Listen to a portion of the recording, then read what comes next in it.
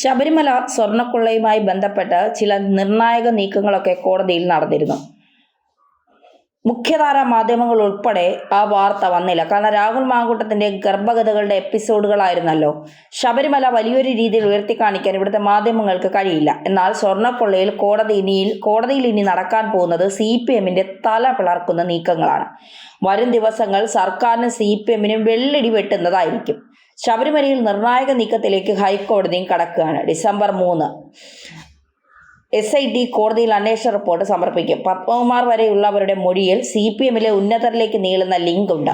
Report പരിശോധിക്കുന്ന കോടതി അടുത്ത അറസ്റ്റിന് ഉത്തരവിട്ട അന്വേഷണ സംഘത്തിന് നടപടി എടുത്തേ മതിയാകും. ഗർഭകഥ കൊണ്ട് ശബരിമല മുക്കാൻ കളിക്കുന്ന CPM-നും പിണറായിക്കും ഡിസംബർ 3 ഡിസംബർ 8 അതിനിർണായകമാണ്. AKG സെന്ററിൽ ഇപ്പോൾ തിരക്കിട്ട ചർച്ചകളൊക്കെ തുടങ്ങിയിട്ടുണ്ട്.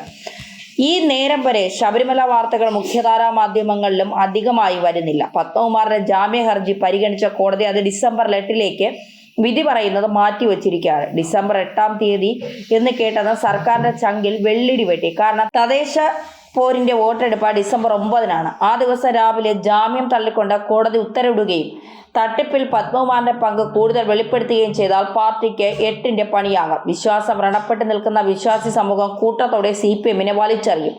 ഡിസംബർ ആദ്യവാരം സർക്കാരിന് തല പിളരുന്ന പണികളാണ് മുൻപിലുള്ളത്. അതുകൊണ്ടാണ് രാഹുൽ മാങ്കൂട്ടത്തിന്റെ ഗർഭകഥ പൊലിപ്പിക്കാൻ പല കളികൾ ഇതിനിടയിൽ നടക്കുന്നത്. എന്നാൽ രാഹുൽ മാങ്കൂട്ടത്തിൽ വിഷയം നിസ്സാരമല്ല എന്നല്ല പറഞ്ഞു വെക്കുന്നത്. പക്ഷേ ആ ഒരു വിഷയം മാത്രം മാധ്യമങ്ങൾ നിറയണമെന്നുള്ള അജണ്ട ഇവിടെ കൃത്യമായി നടപ്പാകുന്നുണ്ട്. ചില മാധ്യമങ്ങൾ സർക്കാരിന്റെ ഈ അജണ്ടയ്ക്ക് കൂട്ടുനിൽക്കുന്നുമുണ്ട്. ശബരിമല സ്വർണ്ണക്കൊള്ളയിൽ വിശ്വാസികൾ കാത്തിരിക്കുന്ന നീക്കങ്ങളിലേക്കാണ് ഇനി കോടതി കടക്കാൻ പോകുന്നത്. ആ വാർത്തകൾ അങ്ങനെ മുങ്ങിപ്പോകാൻ അനുവദിക്കില്ല.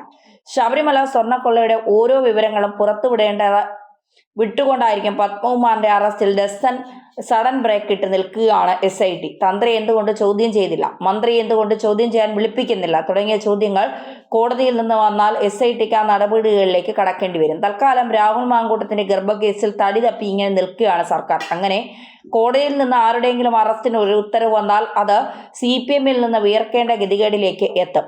6ാം അറസ്റ്റിൽ അടിപതറിയ CPM-ന് ഇനിയൊരു അറസ്റ്റ് താങ്ങാനുള്ള കരുത്തില്ല. കടകംപള്ളി അറസ്റ്റ് ലിസ്റ്റിൽ ഉണ്ടെന്നാണ് സൂചനകൾ. പക്ഷേ തദ്ദേശ തിരഞ്ഞെടുപ്പായതുകൊണ്ട് SIT ബ്രേക്ക് ഇട്ടിരിക്കുകയാണ് എന്നാണ് വിവരങ്ങൾ. അന്വേഷണ സംഘത്തിന് മുകളിൽ വലിയ പ്രഷറുണ്ട്. കോടതിക്ക് മുന്നിലെത്തുന്ന റിപ്പോർട്ട് സർക്കാരിനെ തീച്ചൂളയിലാക്കും. കോടതി പറയുന്ന ഓരോ വാക്കും CPM-ന്റെ പരിപ്പിളക്കും. ശബരിമല കൊള്ളയിലെ കോടതി വിമർശനങ്ങൾ വാർത്തകളിൽ നിറയാതിരിക്കാൻ സന്ദീപ് വാര്യരുടെ അറസ്റ്റിന് ചിലപ്പോൾ നാളെ കളി നടന്നേക്കാം. അങ്ങനെയെങ്കിൽ ബ്രേക്കിംഗ് രാഹുൽ ഗർഭകഥ തന്നെയാകുമെന്നുള്ളത് ഉറപ്പിക്കാം. ഹൈക്കോടതി SITയുടെ റിപ്പോർട്ടിൽ കൂടുതൽ നടപടികൾ സ്വീകരിക്കുമ്പോൾ അത് മുക്കാൻ CPM-നും സർക്കാരിനും മുൻപിലുള്ള ഒരു വജ്രായുധമുണ്ട്. അത് രാഹുൽ മാങ്കൂട്ടത്തിന്റെ ജാമ്യ ഹർജി. അത് ബുധനാഴ്ചയാണ് തിരുവനന്തപുരത്തെ കോടതി നടപടി സ്വീകരിക്കുന്നത്. മാധ്യമങ്ങളിൽ ആ വാർത്ത ബ്രേക്ക് ചെയ്യുന്നതിന് വേണ്ടി മണിക്കൂറുകൾ എണ്ണി ഓരോ നിമിഷവും കാത്തിരിക്കുകയാണ്. അവർക്ക് ശബരിമല ഇപ്പോൾ വലിയ വിഷയമല്ല, മാങ്കൂട്ടത്തിലാണ് വിഷയം. എന്നാൽ ഇവിടെ വിശ്വാസികൾക്ക് ഗർഭകഥയല്ല വലുത്, അവർക്ക് ശബരിമല തന്നെയാണ് വലുത്. അവിടെ നിന്ന് കട്ട ഒരു കള്ളന്മാരെയും വെറുതെ വിടാൻ ഞങ്ങൾ ഒരുക്കമല്ല എന്നുള്ളതാണ് വിശ്വാസി സമൂഹം ആവർത്തിച്ച് പറയുന്നത്. പത്മകുമാർ സർക്കാരിനെ തിരിച്ചൂളയിൽ നിർത്തുന്ന മൊഴികൾ കൊടുത്തു കഴിഞ്ഞിട്ടുണ്ട്.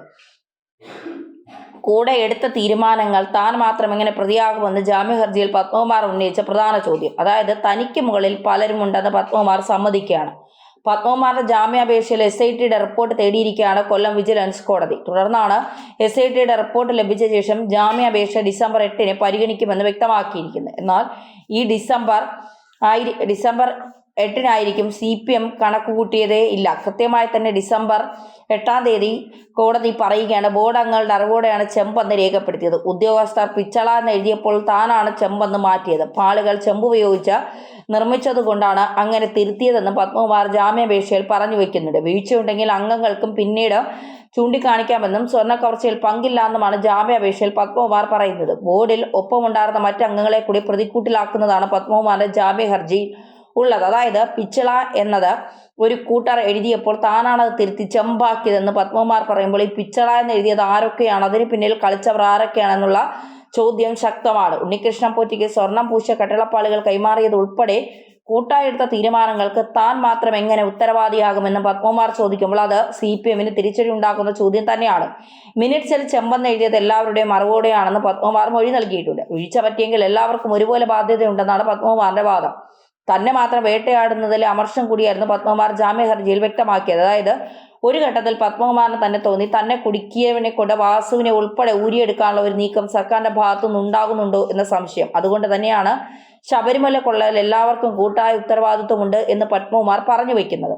വാസുവിനെ പോലും ഇതിൽ നിന്ന് തലയൂരാൻ പറ്റരുത്.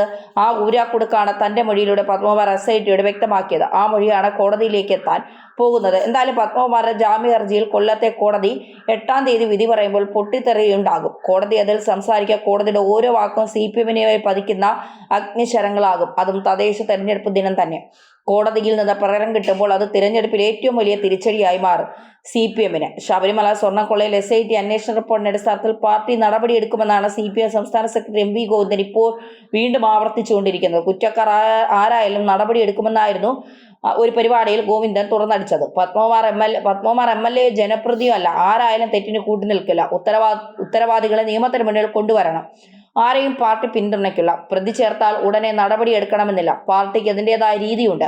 രാഹുൽ മാങ്കൂട്ടത്തിനെതിരെ എടുത്തതുപോലെ ഉള്ളതല്ല, ശരിയായ നടപടിയെടുക്കും. കാര്യങ്ങൾ വ്യക്തമായി മനസ്സിലാക്കാതെ ധൃതി പിടിച്ചുള്ള നടപടിക്ക് CPM-നെ കിട്ടില്ല. SIT അന്വേഷണം നല്ല രീതിയിൽ നടക്കുന്നതിനാലാണ് കോൺഗ്രസ് ഇപ്പോൾ CBI അന്വേഷണം ആവശ്യപ്പെടാത്തതെന്നും MV ഗോവിന്ദൻ പറഞ്ഞു. ഇങ്ങനെയുള്ള ചില വാദങ്ങൾ പറഞ്ഞ് തടി തപ്പിയിട്ടുണ്ട്. പത്മകുമാർ MLAയോ ജനപ്രതിനിധി അല്ല എന്ന് MV ഗോവിന്ദൻ പറയുന്നുണ്ടല്ലോ. അതായത് പത്മകുമാറിന്റെ നേരെ വരുന്നതൊന്നും പാർട്ടി ഏറ്റെടുക്കാൻ ഇനി തയ്യാറല്ല എന്ന് പറഞ്ഞു വെക്കുകയാണ്. പക്ഷേ പത്മകുമാറിനെ ഇതുവരെ പാർട്ടി പുറത്താക്കിയിട്ടില്ല. ഇത്ര വലിയ ആരോപണങ്ങൾ വന്നിട്ട് പത്മകുമാർ പത്തനംതിട്ട CPM-ന്റെ തലപ്പത്തുള്ള ആളാണ്. അതുമാത്രമല്ല ഇപ്പോൾ MLA കസേരയിൽ ഇരിക്കുന്നില്ല എന്നേ ഉള്ളൂ. പക്ഷേ പത്തനംതിട്ടയിൽ പിണറായി വിജയന് വേണ്ടി ഒരു വഴിവെട്ടിയ പ്രധാനിയാണ് പത്മകുമാർ. ഇത് മാത്രമല്ല ജനപ്രതിനിധിയൊക്കെയാണ് പത്മകുമാർ.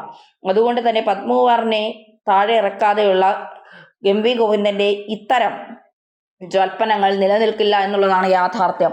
ഗർഭക്കേസ് മുൻനിർത്തിക്കൊണ്ട് ശബരിമലയെ മറയ്ക്കാം എന്ന് ആരും കരുതണ്ട എന്നാണ് വിശ്വാസി സമൂഹം ഒന്നാം പറയുന്നത്. പിണറായി വിജയൻ അടക്കമുള്ളവർക്ക് കോടതിയിൽ ഡിസംബർ 3-ാം തീയതി കോടതിയിൽ റിപ്പോർട്ട് സമർപ്പിക്കുമ്പോൾ ആ റിപ്പോർട്ടിൽ തിരിച്ചടി ഉണ്ടാകും. എന്തുകൊണ്ട് കടകംപള്ളി അറസ്റ്റ് ചെയ്തില്ല എന്നുള്ള വലിയ ചോദ്യം, അല്ലെങ്കിൽ എന്തുകൊണ്ട് കടകംപള്ളിയെ ചോദ്യം ചോദിക്കാൻ വിളിച്ചില്ല, ജയറാമിനെ എന്തുകൊണ്ട് മൊഴിയെടുക്കാൻ വിളിപ്പിച്ചില്ല തുടങ്ങിയ ചോദ്യങ്ങൾ കോടതി ചോദിച്ചാൽ ഒരുപക്ഷെ തന്ത്രിയുടെ വിഷയങ്ങളിൽ പോലും കോടതി കർശനമായ നിലപാട് സ്വീകരിച്ചാൽ അത് CPM-നെ വിട്ടിലാക്കും. അതോടുകൂടി ഗർഭം കലക്കൽ മുങ്ങും.